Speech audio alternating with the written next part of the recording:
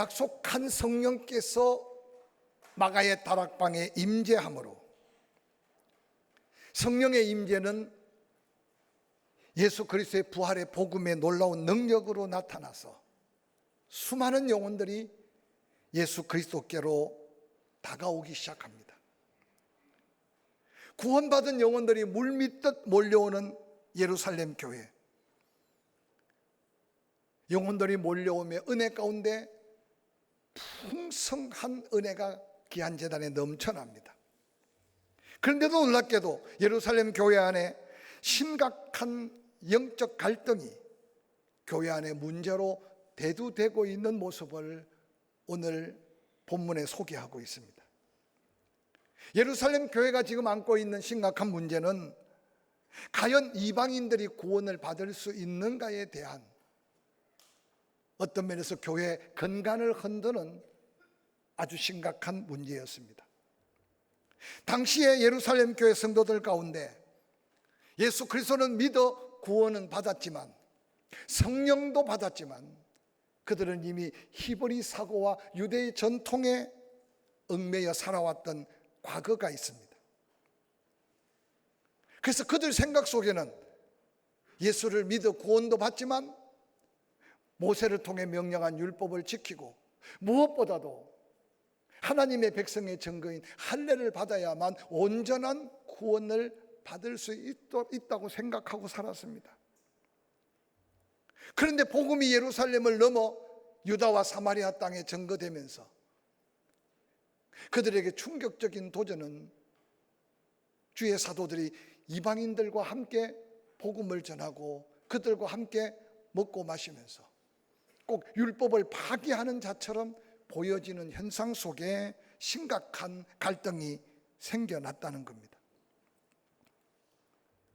뿐만 아니라 전통적인 히브리 사고와 율법에 찌든 유대인 삶을 살았던 그들, 예수 그리스도를 믿고 구원은 받으나 율법도 지키고 유대 전통도 따라서 무엇보다도 할례를 받아야만 온전한 구원을 받는데, 이방인들은 이미 그러한 삶을 살지 않았고 또한 할례를 받을 수 없는 처지를 그들은 갈등의 문제의 요인으로 삼았습니다.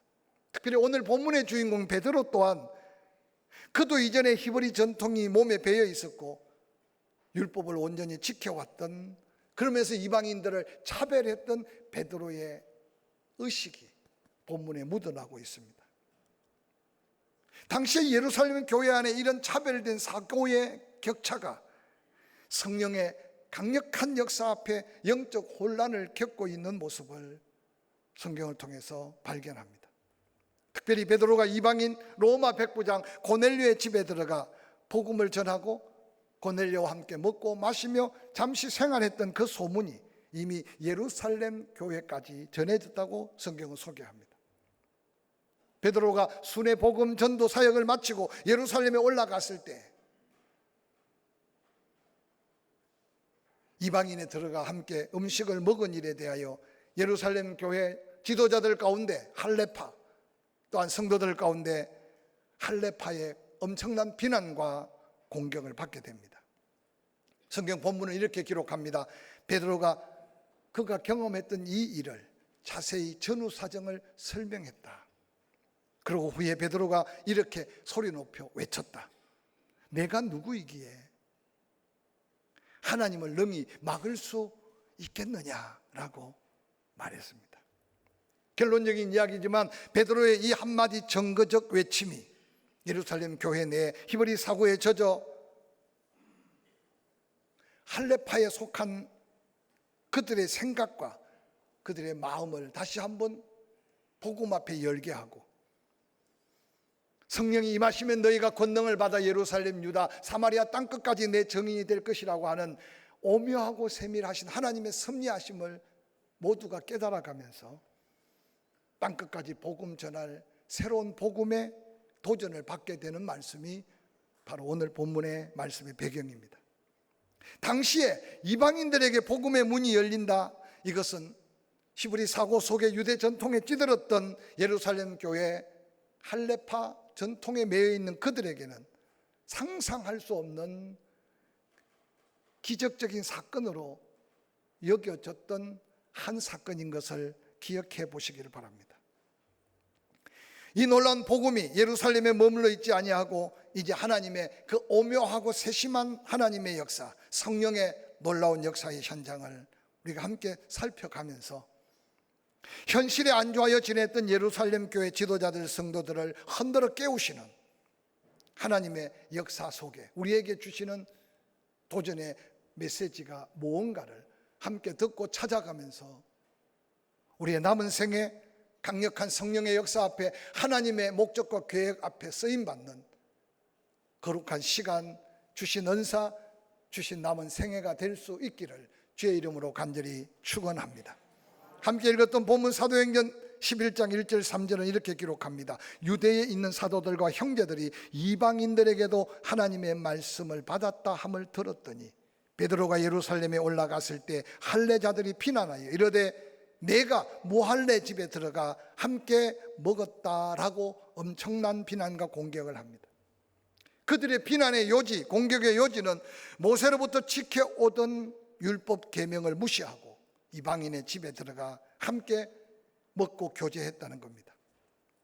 사실 이러한 비판과 갈등은 베드로 자신이 조금 전에 자기도 끓여 했던 베드로의 속에 품었던 사상이고 마음이었다는 사실을 우리는 본문을 통해 살펴볼 수 있습니다. 예루살렘 교회에 있는 유대주의에 깊이 물들어 있는 할레파 성도들, 예수 그리스도를 믿어도 지금까지 지켜왔던 율법을 지키면서 아브라함의 자손으로 증거를 준 몸의 할례를 받아야 그 구원이 온전해진다, 완전한 구원을 받는다.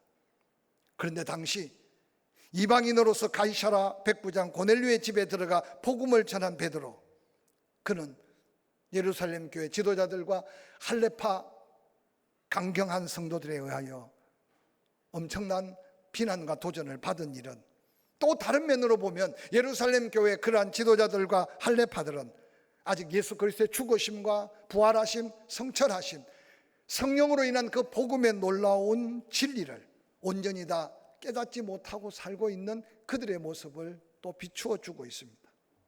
아니, 아직 그들은 예수를 믿으면서도 율법의 삶의 과거의 전통에 벗어나지 못하고 있는 그들의 모습을 고스란히 보여줍니다.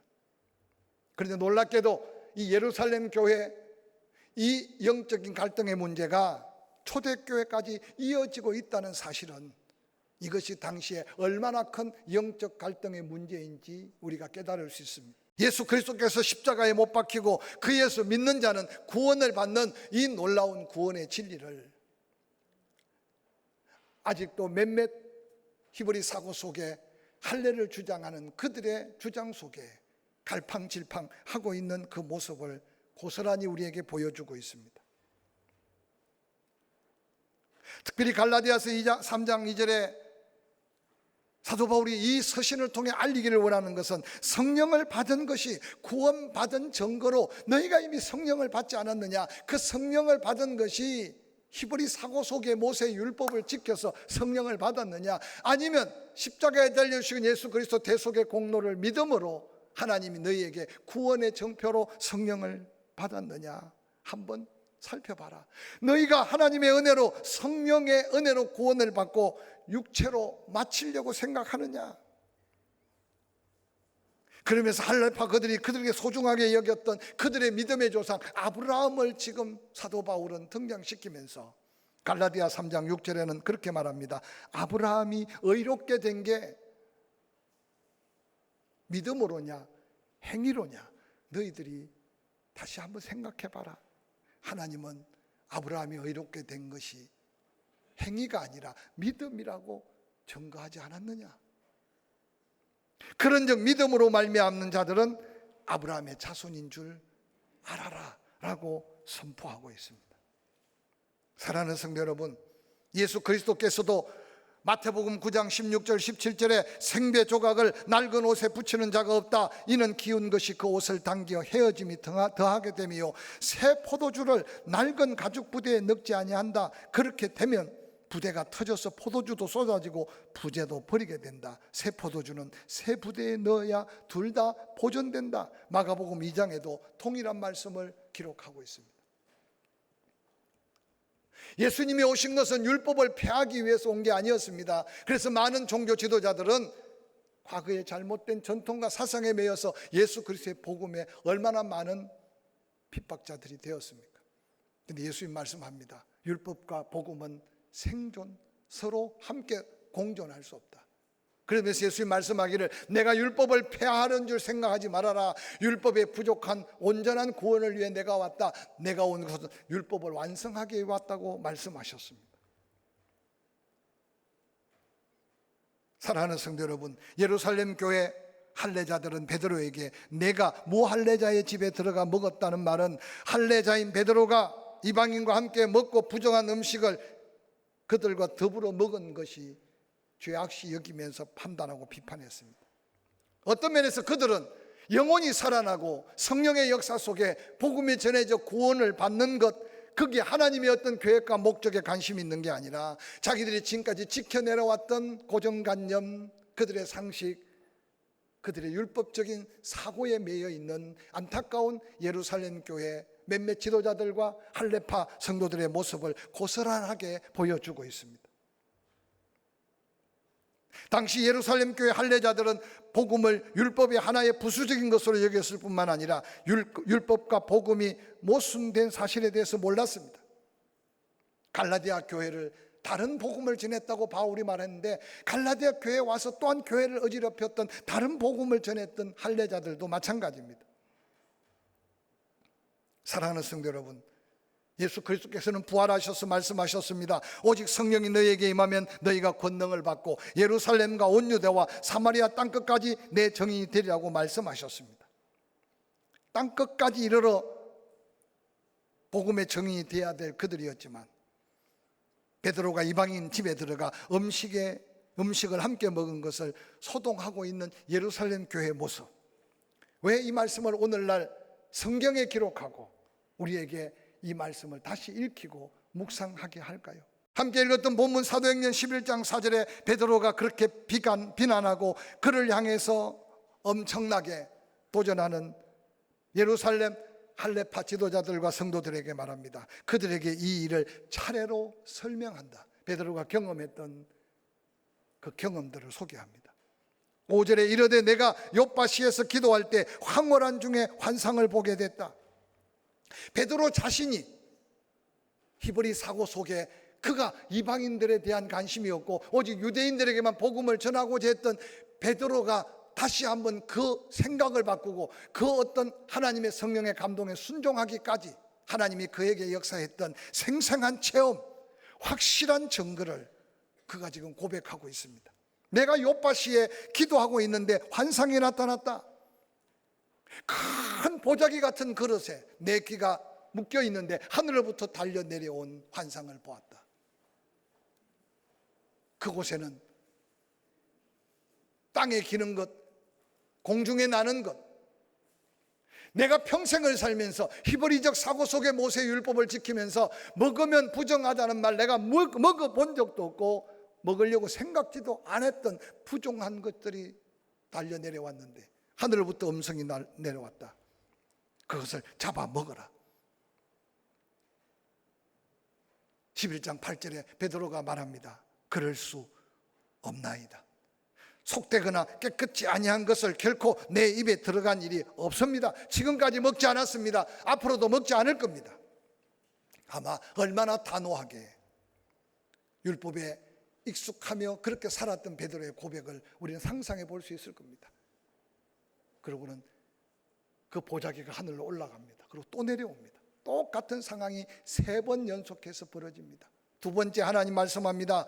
내가 깨끗하게 하고 내가 속되다 하지, 내가 깨끗하게 하는데 너는 왜 자꾸 속되다고 하느냐고. 여러분, 지금 베드로의 생각과 하나님이 베드로를 통해 이루기를 원하시는 놀라운 계획과 목적의 차이를 오늘 본문은 영적인 민감한 모습으로 우리에게 보여주고 있습니다. 베드로는 당당하게 말합니다. 내가 알고 있는 상식, 내가 알고 있는 경험, 내가 알고 있는 전통, 내가 지금까지 살아온 나의 영적인 어떤 상식은 먹지 않는 겁니다. 그래서 한 번, 두 번, 세 번 당당하게 거절하지 않았습니까?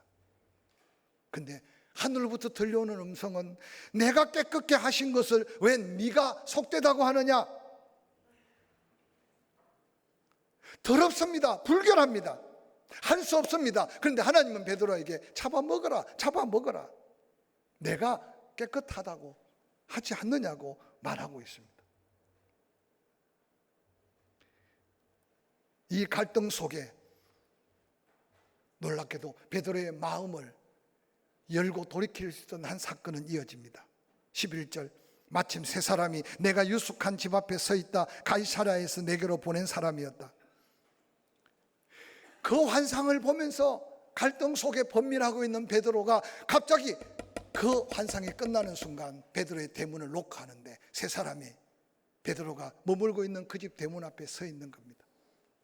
그 세 사람을 바라보는 순간 12절, 성령이 내게 명하사 아무 의심 말고 함께 가라 하심에 이 여섯 형제도 나와 함께 가서 그 사람의 집에 들어갔다라고 베드로는 지금 예루살렘에 있는 성도들에게 그가 경험한 고백을 고백하고 있습니다.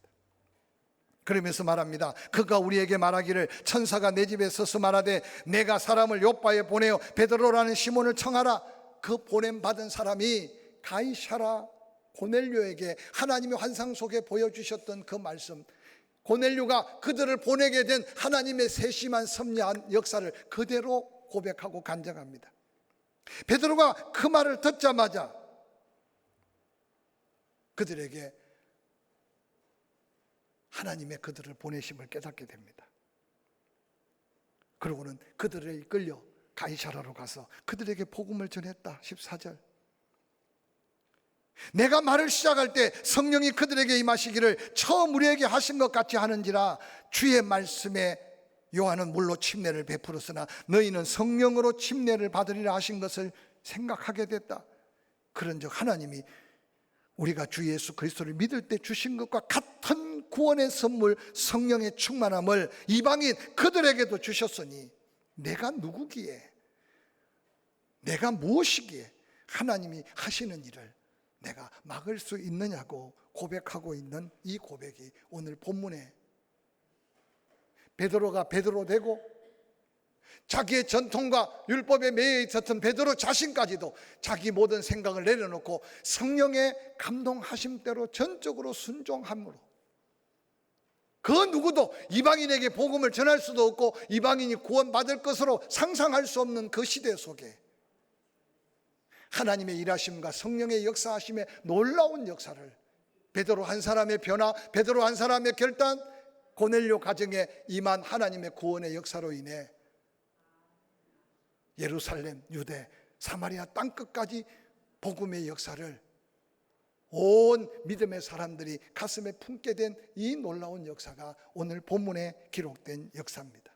예수님의 제자들 중에 베드로만큼 히브리 사고와 율법에 젖어 있는 사람은 없었을 겁니다. 그가 성령에 이끌려 복음을 전했지만 그가 지금 가이사랴 고넬료 집에까지 성령의 이끌림을 받기 전에는 오직 유대인들에게만 복음을 전했고 베드로 자신도 이방인들은 구원받을 자격이 없다고 생각했던 베드로라고 해도 지나친 표현이 아닐 겁니다.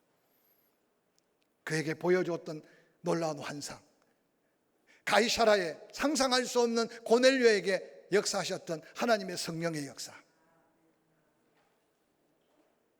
보자기에 내려온 부정한 음식을 베드로는 이제까지 그의 영적인 자존감, 그의 오래 박혀있는 온전한 믿음 안에 더럽고 추하다고 먹지 않았던 그 짐승들을 잡아 먹으라고 말씀하신 하나님의 말씀 앞에 어찌할 바를 몰라 하는 베드로에게 하나님의 역사하심에 그 아름다운 성령의 역사를 세밀하게 경험하자마자 베드로는 더 이상 머뭇거릴 수가 없었고 베드로는 더 이상 전통, 자기의 생각, 주장, 자기의 어떤 히브리적 사고를 가지고 성령을 거역할 수 없었던 오늘 본문에 역사한 성령의 역사를 한번 눈여겨 살펴보시기를 바랍니다.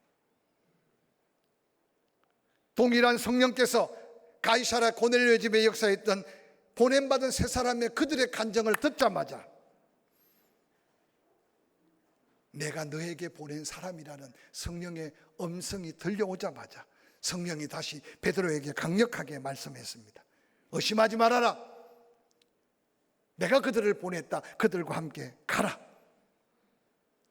베드로와 함께 순회 전도에 동행했던 다른 6사람, 그들도 동일하게 유대주의 히브리 사고 속에 살았던 예루살렘 교회 베드로의 동역자였습니다. 고넬료의 집에서 베드로가 말씀 전하는 그때 임했던 성령은 베드로도 놀라지만 함께 동행했던 6사람, 고넬료가 은혜 받고 성령 충만하고 그 가정이 다 침례를 받는 그 현장보다는 베드로의 고정관념을 깨트리고 베드로의 사고를 깨트려서 이방인들에게 복음을 전할 수 있는 놀라운 새로운 복음의 문을 연 이 사건은 예루살렘 교회, 베드로가 당당히 고백하는 이 고백을 통해 예루살렘 교회에 닫혀있는 그들의 사고를 열어놓음으로 인해 땅끝까지 복음 전할 사울이 바울되고 모든 헬라인들 문화를 초월한 복음의 역사가 이어진 것이 오늘 성경의 본문의 놀라운 역사였음을 기억하시기를 바랍니다. 베드로가 막 말씀을 전하는데 한번 상상을 초월하는 말씀 아닙니까? 그들에게 임했던, 아니 오순절 마가 다락방에 그들이 경험했던 성령이 베드로가 설교하는 그 현장에 막 임하는 사실을 베드로가 보게 됩니다.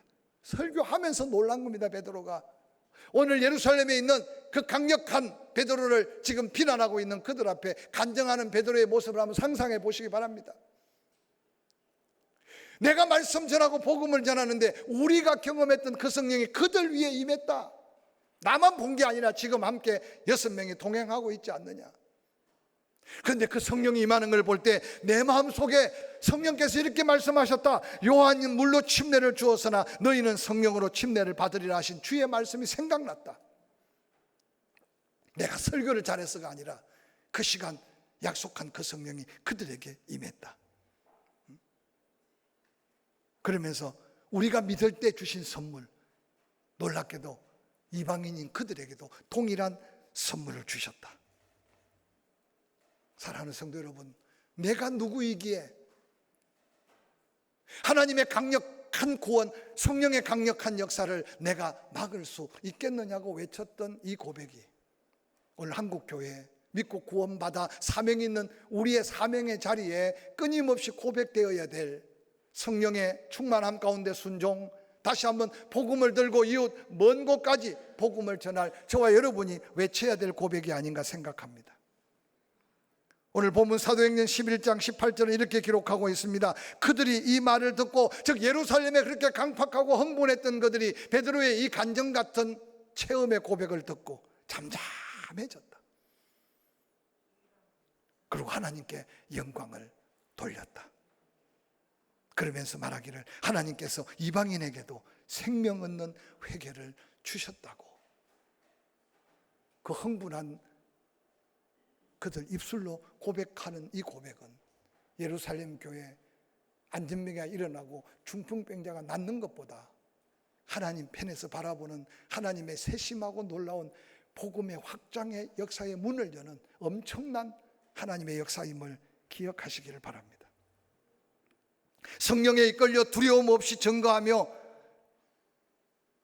간증하며 외쳤던 베드로의 이 고백은 더 넓고 더 위대한 구원의 역사를 이룹니다. 이어지는 사도행전 11장 19절은 이렇게 기록하고 있습니다. 그때 스데반의 일로 인하여 환난으로 말미암아 흩어진 자들이 베니게와 구브로와 안디옥까지 이르러 유대인에게만 말씀을 전했습니다.